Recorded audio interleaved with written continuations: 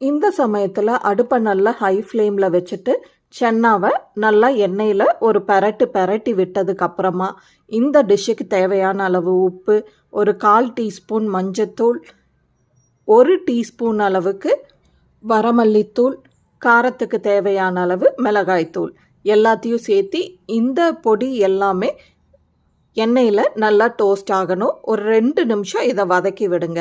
அதுக்கப்புறமா மையா அரைச்சி வச்ச பேஸ்ட்டை ஊற்றி மிக்ஸி ஜாரை பட்டர் எடுத்தது போக மீதி மோர் இருக்கு இல்லைங்களா, அதுலேயே அலசி ஊற்றிக்கிறேன். தண்ணி எந்த அளவு தேவையோ தண்ணிக்கு பதிலாக நம்ம இந்த மோரையே ஊற்றி கலந்து விட்டுக்கலாம்.